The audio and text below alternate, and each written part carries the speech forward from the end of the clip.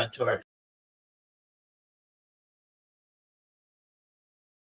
be what able happened and done. to refer you and give you personal instruction and direction.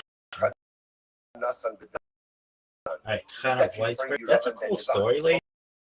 But we got all kinds of different colors. If it's black or brown, like spotting, Bedican cloth, Bedican clothing. Even though this wasn't going to happen until really? Why not? Centuries later, Nerovinu's strength diminished Kids, when I he got gotta the say future to tell. site of Avodah Zarah. Well, we can tell it yet. But of all that I tell you, this might be my best. So It's to the again, funnest fucking thing. Really? also, Oh, we're not I don't know if it's my best story. It's like choosing children, but still, it is so fucking funny. I was like, you ready for this? So this Really? Rabbi Zera said the following message was given by Rabbi Yehuda ben Beseira. He's Zara B'Zakin It Sheshachach is Temuda so Machmason. fucking funny. I will say, be careful with the Talmud Chacham Is it? who lost his learning because of extenuating circumstances. Or I will say sometimes. I mean, some people might think it's funny, but I've got to they forget restart their these learning. streams. Whether it's because of something Why? like dementia or Alzheimer's, or Why whether not? again it's just Maybe I part could of tell the getting story old as I'm in doing life. this. Be careful Really? with a Talmud Chacham who Well, why forgot not? his learning, even though he doesn't necessarily have the All right. call. That learning is still a part of who and what he is, and therefore there is an obligation to go ahead. And So many which schools also teaches us a tremendous life lesson as well. The power that Torah has upon keep us is not only separation in the knowledge that we between the retain. boys and the This is a very important source of chizuk, or they're especially completely for separate us, schools. Daf Yomi Chevra. Because a lot of times, depends. one of the most beautiful things about Daf Yomi is you see so much in one And day. One of the most difficult things so I about can Daf tell you, Yomi like, is for come the my next day, I have absolutely no idea. adolescence, I was around boys But so sometimes that's very frustrating for all us the because, time. like, what am I doing? What am I doing? From We'll say, of course. Now, the beginning again, of the school the answer day to that is, until what's the answer to that? The answer to that the end of the is school day Chazara. without Chazara. any That's why a person has to interaction with the daf. God. We know that. But we'll say in Really, addition to yeah. that, the real power of Torah No. is what it does to you as a person, what it does to your neshama, and that has nothing to Really, do I mean, with unless it was like retention. It is entirely experiential. there were The just act of no sitting and learning Torah, nothing. by definition, Really? fundamentally Why? changes me That's as a just how it person. was. And even if I don't remember one word, I am The still school a was changed like being. I said, even like says, had like you have a separate Talmud Chacham, a Zagim, who wings, forgot his basically. learning. You Like, think so, that because he can't I mean, recall it, as best as therefore, it again, could. the Torah impacts So him, and that less chas v'shalom. He's still the same boys were Jew, with the boys, because Torah has imprinted on girls his with neshama, the girls. fundamentally changed him. Furthermore, There was no Zara dating. b'vridin. Also, be careful with the breathing. And So it's interesting how, remember again from the last cycle in Chulin, we learned about this. When you shecht a bird, when you shecht ophos, so there's a everything was blood kept as vessel that separate as runs next to possible. the esophagus. There's a Really? machlokes as to whether or not that Yeah, dog. artery needs to be cut. All As right, part of that's Shechita, cool. Rabbi Yehuda says else? you should be careful to do it Um, because that allows the animal to bleed out faster and so- drains the animal of blood faster. That's called the vridin. The Gemara says, "Izaba vridin, Rabbi Yehuda." We'll say, watch this. I mean, like in the same way that be Yeshiva careful with the University children of ignorant people. there's one Shemehen school, teitzei but Torah. there's like boy Because from sections them, and girl From sections. the children of Amei Haaretz, ultimately, There's a- again, that's where However, Torah will come from. I will say this is an astounding Yeshiva Gemara. If you look at Rashi at this Yeshiva moment, it's the University, last Rashi on the right side. Los He's on Mei Angeles, Haaretz, Shenasot the Amei high Chulin. school He's talking about over here that had separate. children who grow up who are buildings. children of Do Amei we have separate Haaretz, buildings? who are children of ignorant people. Now, I will say, by the way, in this context, Amei Haaretz is not used in a Definitely disparaging way. separate. It's used in a factual way. Right? A person grows up in a home where his parents are ignorant. By the way, ignorant doesn't have to mean they're not ignorant. It just means they don't know Torah. Yeah, I mean, you They could don't learn say in Torah a per lot of se. ways it was separate buildings So because Rashi says, but like there and those were children who either grow up in a tunnels home of Amei Haaretz or become hallways Talmidei Chachamim. that Last connected time the covered. buildings, but Make sure to give those Talmidei Chachamim whose parents are Amei it was like an Haaretz, old mansion. make sure to give them Anyway, the greatest really amount of covet. Why? Why? Shemehem Why not? Teitzei Torah Yisrael. Because those that are Talmidei Chachamim Anyway, are going to create and affect the greatest change for Am Yisrael.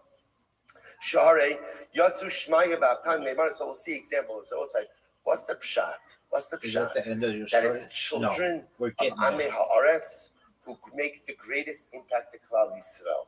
Not the children who are the And- children whose fathers are Talmidei Chachamim. I mean, we were with boys so What's much, the pshat?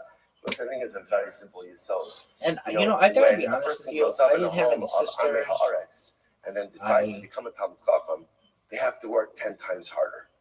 They have to work 10 times harder. Sometimes they have to work against cousins parental were- resistance. Certainly, again, they have to learn a whole new Male. body of things that perhaps they did I had not female receive cousins, growing but up. they were The like far away. push, right? And the commitment and the resilience that those Talmidei Chachamim So, I have. gotta be Sometimes honest people with who you. grew up with it As a little boy, don't necessarily even have going the up same to thing. my And therefore, ultimately, the contribution that those Talmidei Chachamim will make, ultimately, again, is tenfold over what others are saying. It's an incredible idea. So the Gemara, and again, I would say, but if you notice over here, the Gemara I didn't says, know women menstruated. Be careful. It wasn't you have to tell someone to be careful. What does that mean? What does that in mean? our house. Right? It That was, people generally, again, I are could not never tell the careful difference with this, between right? with Why? Because it's mother, so interesting. In the Welt, in the world, I never it's saw so any interesting. real In the world, signs of we it. put so much primacy and importance. I in never yichus. saw Yichus, right? This one is yichus, and this one tampons is or yichus. pads And or yichus is anything. wonderful. Yichus is wonderful. Right? Yichus is beautiful. It's fantastic. Where you come from, we all have beautiful yichus. It was like, we put so much. So I'll just be honest with you, and I'm not going to be fucking alone when I say but just this. understand, it's Many often young men those think women have who do not penises. have the Really? I mean, they know that they're different, but then decide to make something magnificent, and we know that they're made themselves. like, you know, Those Adam and are Eve, the agents of but change.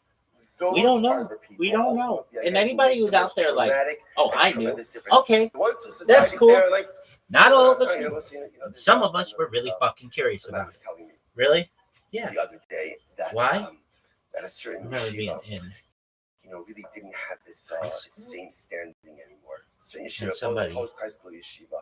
Why? This was the So last, you know, it's filled with flip I had outs. penises, and it was like, I'm like, what? what are you talking about? Flip outs. Preschool? So you know the Lashon Somebody flip outs. come up with that flip rumor. outs. Is someone maybe who And to grew up, this you know, day, I like a don't little bit fucking more But modern. that's your funny story. And then Absolutely became not. much more Really? religious. Yeah. Flip out.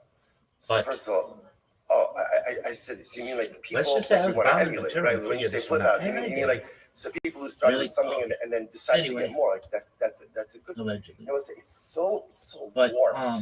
It's so warped that like in the world, somehow someone who started with less. It's just like and then women chose were. more, I was around chose men. more, that person is a And tzaddik should be tzaddikim. Women Like were that just person like, goes on a there pedestal. was my A mom, person who made a but choice she to was be a more, fucking to do more, magician. to accomplish more, And even though perhaps they didn't have it growing up, even though perhaps again maybe their parents I like it, just don't like it, aren't supportive, didn't know. passively supportive, whatever it is, but they decide they want more. It's just so Didn't. interesting that sometimes you have such And I a warped remember view of there where were, like, actual greatness health really books. comes We from. didn't go over It's them. very nice if you come And I from think a this is a family of terrible, righteous people. terrible That's thing. fantastic.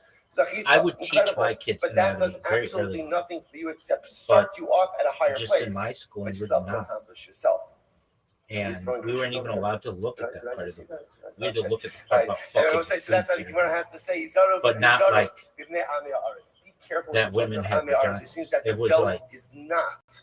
But sometimes I the don't Gemara said the greatest people in this world are the ones who aren't born with the spiritual silver spoon in their mouth, and instead try to It was accomplish just like great a things on their own and make it. Those are the people who affect it's like a change. thing that I Incredible. know is true, Gemara says, "Ya milsa and I modino lei." witnessed. The Gemara says, "Ki ha milsa modino lei." Tzadik ata Hashem, ki arave lecha, ach mishpatim adabra oska, madu adar chasham That tzalecha. fucking thing is Shalom doing a whole kolvot de lot naga, there. shalom And women, you should kolvot know, de I have to bagad, fucking nitanten gam adjust shor these shel, others. yelchu gam osam. You're really It's blessed also with some something. shakti. Hashem has blessed you with This something really, is really powerful. this is Eof. And No, sorry, Yirmiyahu. So Yirmiyahu over here is asking, you know, what's the part of this passage we're going to focus on? you know, if here, you're like, the part of this passage we're going to focus on over here is that why is it that like, if anybody's ever been ashamed or any of that shit, you shouldn't be. Like this. It's perfectly normal. Sorry. What was answered back to Yirmiyahu Navi? Ki es raglayim ratzasavi alucha ve'ech And es asusim ba'aretz shalom ataboteach ve'ech taseh v'gona yardim. What does this mean? Mashallah adam echad shama yochel ani larutz gimel parasol sefnei asusim. So it says it's like, this was a guy. The guy claimed that he could run faster than anything. He could even run faster. I mean, I had read in the Bible about women having different parts, I could run 3 but it never really clicked with me. And I could even outrun horses. I was just very innocent. Still am, baby. Virgin as the new fallen snow. So what happened? But it was just like, so now he was racing against the human runner. how can it be any different? And this human runner outpaced him 3 I mean, which is a much lesser distance. I had my grandmother, but she was not menstruating by the time I came around, and so we say to this guy, if you can't beat the human runner, I didn't have any suspicions there. And like again, my mother was fucking a magician, so if you can't beat the runner for 3 million, you certainly can't go ahead and you certainly can't outpace him for Gil Parsos. So the Gemara says, it was just like and if you can't outpace him on dry land, I had no idea. I really had no idea so until so to you, maybe we'll say to this one day. But What no, I was very, what does this mean? At the end of the day, I was very suspicious something was going on is that you don't understand as a little the ways of boy. HaKadosh Baruch Hu. That's simply it. You think you can understand, you think that you can see, you think that you know, But at the end of the day, you don't. it's just a thing that it was like, Kesher, you're supposed to listen to this. We're going to see this I for didn't just know a how. moment. I mean, if So I you're, didn't know how you're people were bothered by the fucking fact. You're bothered by the fact reproduced. that I went ahead and I gave this. I And allowed Nebuchadnezzar to be successful in such a dramatic way. But you know, in cartoons and stuff, they said it was like a stork, 4 steps. We'll see the story of those 4 steps. but I never saw those fucking birds outside. And for taking 4 steps, then ultimately, again, you're going to be overwhelmed. When I reward Avram, Yitzchak, and Yaakov, Shiratzu lefanai kisusim alachas kama v'kama. So Nebuchadnezzar took 4 steps and was rewarded. You'll be overwhelmed when you see the reward ultimately of Avram, Yitzchak, and Yaakov, who ran before me. Like I can say I was at a friend's house. So the Gemara says, And his mom had recently had a baby.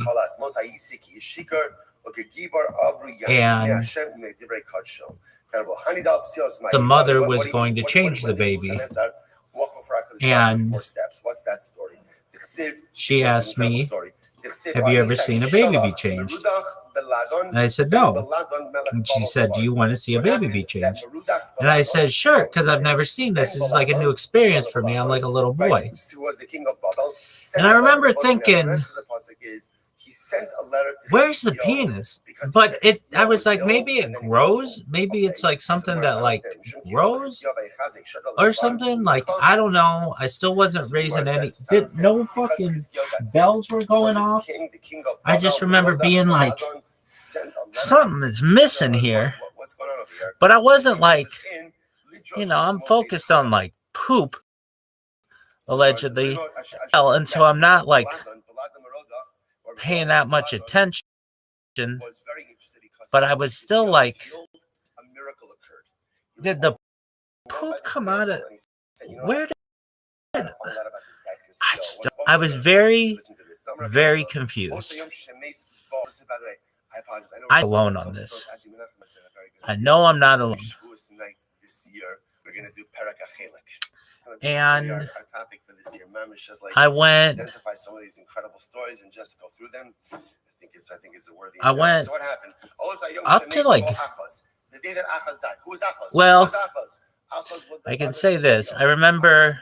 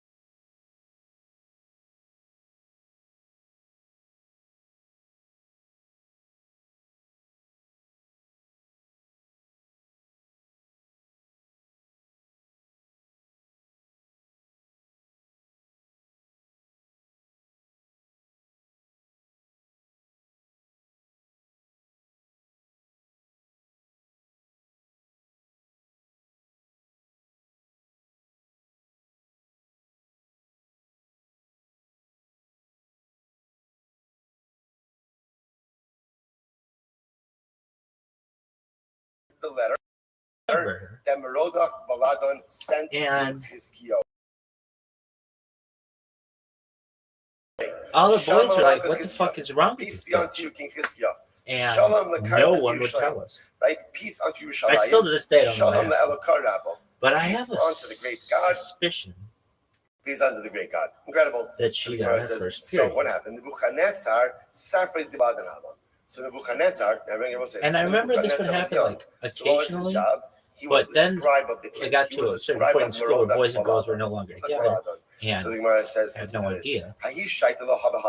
So I still don't know why the Nebuchadnezzar school was just randomly wasn't crying. there when Merodach Baladan wrote this letter.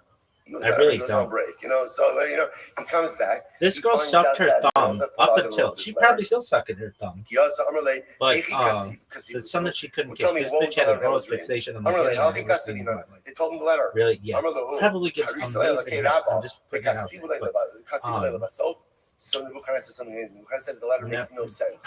He says, you I call never the God of the Jews great, but you put knew why him this girl was last. crying. I still Right? don't. You say Shalom But I Aleichem, thought great about it king, in the great years king since, Chizkiyahu. and Shalom Aleichem, that might great be king what Yerushalayim. happened. Shalom Aleichem, great God. But Nebuchadnezzar doesn't make any you know, sense. as the girl If started God to is maybe great, start to then where does he menstruate, belong?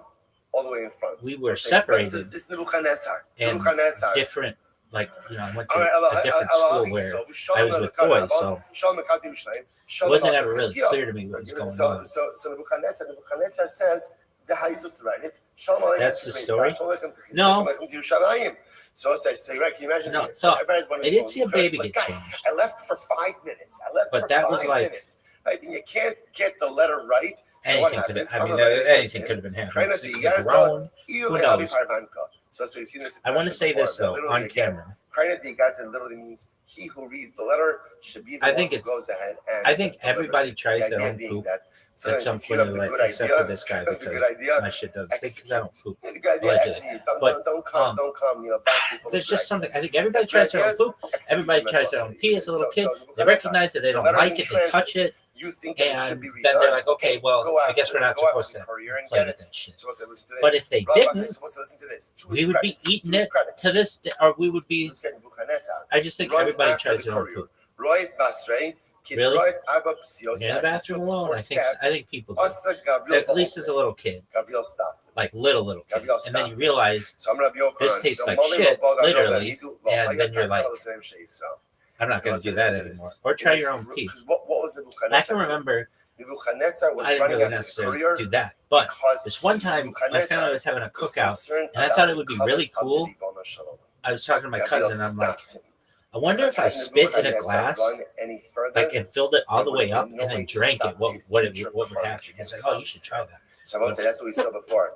In the anyway, so my other cousin, my older cousin, we ended up telling this person, and was not that written person and dignified enough my way mom, to my HaKadosh mom Baruch said, Hu. you can't. That gave Nebuchadnezzar Anyway. ultimately again. But people are curious as little kids. And I feel that somebody out there is going to be like, thank you for saying that you think everybody eats their own poop at some point and drinks their own pee, because sometimes it's always interesting to see, like, I bet that is something that happens everywhere in the world. Amazonian tribes are doing it. People who think they're living in the 25th century are doing that when they're little kids. So what do you see in this story? The Chinese are doing it.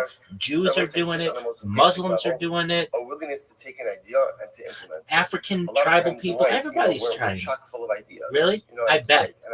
I've never been able to, like, I don't think I bet there's a scientific study somewhere about this, but I've never heard of it. But I bet everybody, and then as long there's a book, everybody poops. What makes great people We never had great that book because they we have don't, beautiful but ideas, maybe everybody and else they are does. willing to put in the effort Really? to implement. I whiz like a motherfucker, though, allegedly. I'm the whiz kid. All right, so back to our story. And Nebuchadnezzar has this insight. It's not Really? like, okay, Yeah, who wants it's to the run after worst. the courier? Again, if he's the sofer to the king, by the way, that's a All right, important so you position. think everybody Could eats their own someone poop? else to run after the courier. At some point, I think everybody